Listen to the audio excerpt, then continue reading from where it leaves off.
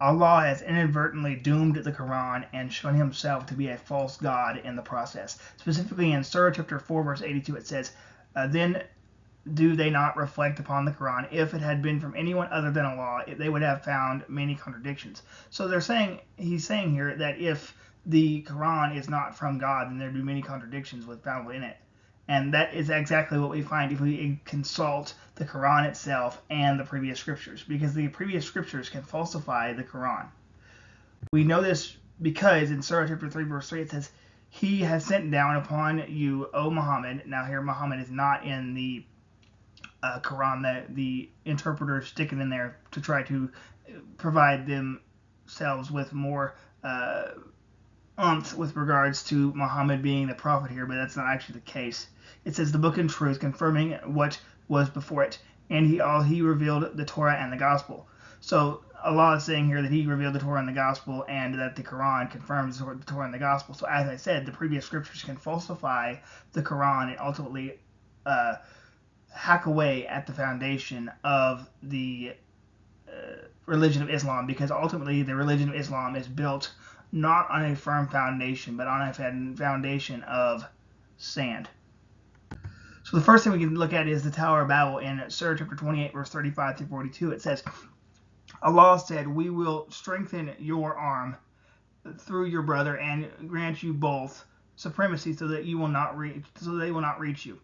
It will be through our signs, you and those who follow you will be the predominant. But when Moses came to them with our signs as a clear evidence, they said, this is not except invented magic, and we have not heard of this religion among our forefathers. And Moses said, my Lord is more knowing than we or you, of who has come with guidance from him, and to whom will be succession in the home. Indeed, wrongdoers do not succeed. And Pharaoh said, O eminent ones, I have not known you to have a God other than me. Then ignite for me, O Haman, a fire upon the clay, and make for me a tower that I may look at the God of Moses. And indeed, I do not think he is among the liars. And he was arrogant, he and his soldiers, in the land without right, and they thought that they would not be returned to us. So we took him and his soldiers and threw them into the sea. So see how was the end of the wrongdoers. And we made them leaders, inviting to the fire, and on the day of resurrection they will not be helped. And we caused to overtake them in this world a curse, and on the day of resurrection they will be the despised. So there's a couple things we need to highlight here. First and foremost, we can see that Moses is in this narrative. We can also see that Pharaoh's in this narrative. No problems there. That's historically accurate with regards to this. But there's another thing we need to notice. Once again, the Tower of Babel and this man named Haman, whom the Pharaoh wants Haman to build this tower. That's where the problem lies. The Tower of Babel was centuries before Moses and the Exodus, and this individual Haman was not involved because Haman is born several centuries after the Exodus and the 10 plagues of Egypt. We can also see in Surah chapter 40, verse 36 and 37, it says, and Pharaoh said, O Haman, construct for me a tower that I might reach the ways into the heavens, so that I may look at the deity of Moses. But indeed I think he is a liar, and thus was made attractive to Pharaoh the evil of his deed, and he was averted from the right way, and the plan of Pharaoh was not except in ruin. So once again, this individual named Haman was not in the court of the king of Egypt. But I want to provide you with a couple of examples with regards to the length of time between the Tower of Babel and the Exodus from Egypt for the Jewish nation. We can see that the answers in Genesis, they gave us a lovely graph with regards to a timeline about the biblical events, and we can see the highlighted portions there. The Tower of Babel is in 2242 BC, and the Exodus and Moses was in 1491, and then of course the traditional date for the Exodus is around 1446 BC. So here we have 1,000 years or so with regards to the Tower of Babel and Moses. So there's no way the Quran can say that the Pharaoh of Egypt wanted Haman to build the Tower of Babel. But once again, the Quran has no clue what it's talking about with regards to the historicity of its claims. Now this is the actual Genesis account of the Tower of Babel. It says in Genesis chapter 11, verse 1 through 9, it says, the whole earth had the same language and vocabulary. As the people migrated from the east, they found a valley in the land of Shinar and settled there. They said to each other, come, let's make oven-fired bricks. They used bricks for stone and asphalt for mortar. And they said, come, let's build ourselves a city and a tower with its top in the sky. Let's make a name for ourselves. Otherwise, we will be scattered throughout the earth. Then the Lord came down to look over the city and the tower that the humans were building. The Lord said, if they have begun to do this as one people, all having the same language, then nothing they plan to do will be impossible for them. Come, let us go down there and confuse their language so that they will not understand one another's speech. So from there, the Lord scattered them throughout the earth, and they stopped building the city. Therefore it is called Babylon, for the Lord confused the language of the whole earth, and from there the Lord scattered them throughout the earth. We can also see, though, with regards to what the Lexham Bible Dictionary says, that with regards to where the Tower of Babel was, it says a pyramid-like construction built in the plains of Shinar, which is modern-day Iraq. Once again, not Egypt. It's in Iraq, so it's a completely different country. But once again, nobody said that the God of Islam knew his geography very well. We continue on and see. Now we can see where we find Haman in the biblical record. In Esther chapter 3, verse 1, it says, after all this took place, King Ahasuerus honored Haman, son of Hammedatha the Agagite. He promoted him in rank and gave him a higher position than all the other officials. Ahasuerus is the Aramaic name of Kedesh, the king of Persia, whom the Greeks called Artaxerxes.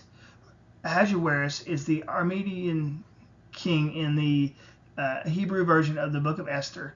In the Greek version, which is the Septuagint, his name is Artaxerxes. So here we can see that Artaxerxes is a Persian king of the Persian Empire. So Haman is not in the royal court of Egypt, and we can see once again that Allah does not know his geography, because if you would simply look at a map, Allah would know that Egypt and Persia are two different nations. Now we can also see another instance where the Quran is mistaken, and this is with regards to who exactly adopted Moses. We can see in Surah chapter 28, verse 7 through 9, it says, and we inspired to the mother of Moses, suckle him, but when you fear for him, cast him into the river, and do not fear, and do not grieve. Indeed, we will return him to you, and will make him one of the messengers. And the family of Pharaoh picked him up out of the river, so that he would become to them as an enemy and a cause of grief. Indeed, Pharaoh and Haman and their soldiers were deliberate sinners. And the wife of Pharaoh said, he will be a comfort of the eyes, of pleasure for me and for you. Do not kill him. Perhaps he may be a benefit to us, or we may adopt him as a son. And they perceived not. So here we can see that the queen of Egypt, Pharaoh's wife, adopts Moses. But that's not what we find in the previous scriptures. We find something a little bit different. We can see in Exodus chapter 2, verse 5, it says, Pharaoh's daughter went down to bathe at the Nile, while her servant girls walked along the riverbank. She saw the basket among the reeds, sent her slave girl, took it, opened it, and saw him, the child. And there he was, a little boy crying. She felt sorry for him and said, this is one of the Hebrew boys. Then his sister said to Pharaoh's daughter, should I go and call a Hebrew woman who is nursing to nurse the boy for you? Go, Pharaoh's daughter told her. So the girl went and called the boy's mother. Then Pharaoh's daughter said to her, take the child and nurse him for me, and I will pay your wages. So the woman took the boy and nursed him. When the child grew older, she brought him to Pharaoh's daughter, and he became her son. She named him Moses because she said, I drew him out of the water. So here we can see that the princess of Egypt adopted Moses, not the queen of Egypt. So once again, the Bible and the Quran do not agree on this point. We can also ask ourselves who exactly led the 300 soldiers. We can see in Surah chapter 2 verse 249 it says, and when Saul went forth with the soldiers, he said, indeed Allah will be testing you with a river. So whoever drinks from it is not of me, and whoever does not taste it is indeed of me, excepting one who takes from it in the hollow of his hands. But they drank from it except a very few of them. Then when he crossed it along with those who believed with him, they said, there is no power for us today against Goliath and his soldiers.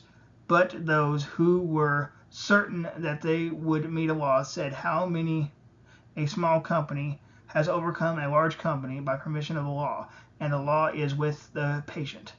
So here we can see that the individuals who drank the water in the way they were not supposed to, that those people were eliminated. But we can see that the Quran says this happened with the first king of the nation of Israel, King Saul. But what do we find in the biblical corpus?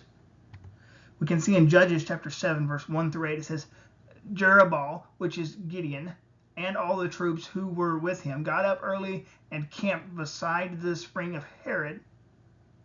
The camp of Midian was north of them, below the hill of Moriah, in the valley.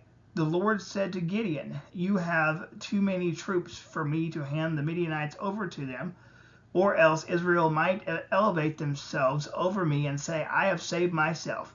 Now announce to the troops, whoever is fearful and trembling may turn back and leave Mount Gilead. So 22,000 of the troops turned back, but 10,000 remained. Then the Lord said to Gideon, there are still too many troops. Take them down to the water, and I will test them for you there. If I say to you, this one can go with you, he can go.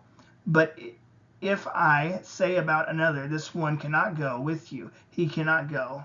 So he brought the troops down to the water, and the Lord said to Gideon, separate everyone who laps water with his tongue like a dog. Do the same with everyone who kneels to drink. The number of those who lapped with their hands to their mouths was 300 men, and all the rest of the troops knelt to drink water. The Lord said to Gideon, I will deliver you with the 300 men who lapped and handed the Midianites over to you. But everyone else is to go home. So Gideon sent all the Israelites to their tents, but kept the 300 troops who took the provisions and their ram's horns. The camp of the Midian was below him in the valley. So here the Bible is clearly indicating that the individual whom led the 300 soldiers was Gideon, a judge of Israel, not King Saul. But once again, and I harp on this quite a bit, Allah is not very, he does not know the contents of the biblical corpus, neither the Old Testament or the New. And once again, for some reason, people will think that all three world religions worship the same God, but that's clearly not the case. But I digress.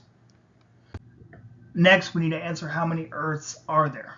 The Quran says in Surah chapter 65 verse 12, it says, it is Allah who has created 7 heavens and of the earth the like of them. His command descends among them, so you may know that Allah is over all things competent, and that Allah has encompassed all things in knowledge. So it says that Allah has created 7 heavens and of the earth the like of them, which means that there are also 7 earths. But we can see that is not what the Bible says. And once again, I need to reiterate this. The Quran claims that we find many contradictions. It's not from Allah. And one of the criterion is that it must affirm the previous scriptures. And we can see in Genesis chapter 1, verse 1, it says, in the beginning, God created the heavens and the earth. See, the earth is singular. We also need to make mention, though, with regards to the word heavens, and this is from Dr. Mark Magano, professor of the Old Testament at Lincoln Christian University, says a pair of ideas come together with the word heavens. It refers both to the physical heavens and to the abode of God. The physical heavens contain all that is above the earth, our atmosphere, and outer space. It includes clouds, rain, and thunder, as well as the sun, moon, and stars. But the term heavens also refers to the abode of God. For example, Solomon prays to God in 1 Kings chapter 8, verse 30, and it says, and listen to the pleas of your servant and of your people Israel, when they pray toward this place, speaking of the temple, and listen in heaven, your dwelling place, and when you hear, forgive. This is from its article, Why is Heaven Plural, in Genesis 1:1. And we also need to make mention, though, with regards to the scripture's identification of how many earths there are. There's only ever one, and we can see this once again in Job chapter 26, verse 7. It says, he stretches out the north over the void and hangs the earth on nothing. So once again, the earth is singular. And this is very clear with regards to it. It says the word translated earth appears 2,504 times in 2,190 verses. In the context of a planet, there's only ever one earth. There's never multiple earths. There's never anything like that. So the Quran's statement that there are 7 heavens and 7 earths is a ludicrous statement. And anybody who can even now, of course, Google search can see with regards to there's only one planet Earth.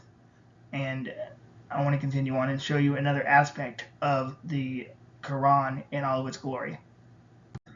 Additionally, we need to answer the question, who survived the flood? In Surah chapter 21, verse 76, it says, and mention Noah when he called to Allah before that time. So we responded to him and saved him and his family from the great affliction. Speaking of the flood. So this verse would be typically taken as everybody is saved in the flood with regards to Noah's family. But that's not what the rest of the Quran says on this topic. You can see in Surah chapter 11, verse 41 through 43, it says, and Noah said, embark therein in the name of Allah, its course and its anchorage. Indeed, my Lord is forgiving and merciful. And it sailed with them through the waves like mountains. And Noah called to his son who was apart from them. Notice he was apart from them. O my son, come aboard with us and be not with the disbelievers. But he said, I will take refuge on a mountain to protect me from the water. Noah said, there is no protection today from the decree of Allah, except for whom he gives mercy. And the waves came between them, and he was among the drowned. So here we can see, according to this Quranic text, that one of the sons of Noah died in the flood. But that's not what we find in the biblical corpus. We can see in Genesis chapter 7, verse 11 through 13, it says, in the 600th year of Noah's life, in the 2nd month, on the 17th day of the month, on the day, all the sources of the vast watery depths burst open, the floodgates of the sky were opened, and the rain fell on the earth 40 days and 40 nights. On that same day, Noah, along with his sons, Shem, Ham, and Japheth, entered the ark along with Noah's wife and his 3 sons' wives. So we have 8 individuals whom are on the ark. The 3 sons, the 3 daughter-in-laws, and Noah and his wife. So everybody makes it on the ark, which would mean that everybody survives. And this is also confirmed in the New Testament corpus. In 1 Peter chapter 3, verse 20, it says, who is in the past were disobedient when God patiently waited in the days of Noah while the ark was being prepared. In it, a few, that is, 8 people, were saved through water. So here we can see once again that the Bible does affirm that everybody who was making the ark, the sons, daughters, and Noah, they all survived. And that is what we need to see with regards to another aspect of the Bible and Quran not agreeing upon one another. And ultimately that means, since the Bible and the Quran do not agree, that the Quran is false, and by implication the God of Islam and Islam itself are false and should be rejected.